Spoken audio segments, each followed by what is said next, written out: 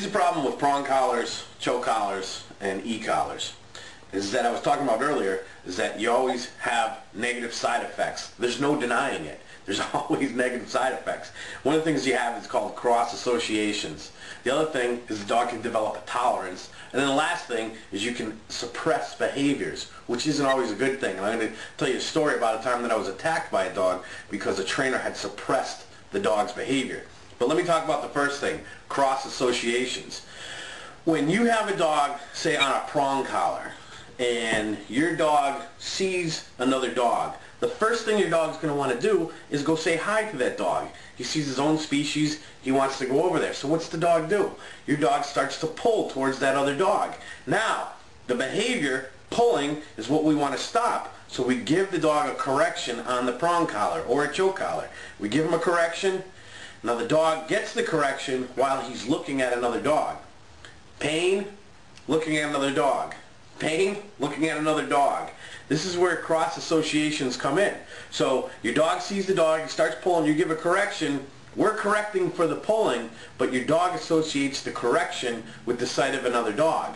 And this is where the dog starts to generalize, because now the dog sees another dog, starts to pull, we give a correction. Again, he feels the pain while he's looking at another dog. He sees another dog, wants to go say hi. He pulls, we give a correction.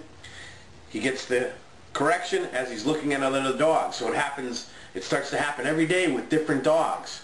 So now the dog starts to generalize. Now the dog thinks whenever he sees another dog, he's going to feel pain, which he does. And this is where you have cross associations. And so what happens over a period of time is that your dog actually becomes dog aggressive. He starts to hate the sight of other dogs. And it was done because of the training methods that we used. And that's where you have to be careful with negative reinforcement. Not that I'm saying that prong collars aren't necessary in certain situations. There's a trainer, Godfrey Dildai, in Florida, who is an expert at using prong collars. And on his video clips, he has some great training methods where he puts dogs on prong collars, but he makes sure that there's no cross associations. So that's what happens with prong collars and choke collars, and that's why we have to be so careful, because we've got to make sure the dog's getting the correction for the right behavior, and that we don't, as I said, cross associate so the dog starts to become aggressive in other situations. I used to teach classes with dogs on prong collars, and at the beginning of a 6-week course, I'd see all these friendly dogs come in. And at the end of 6 weeks, I'd see all these dog-aggressive dogs go out.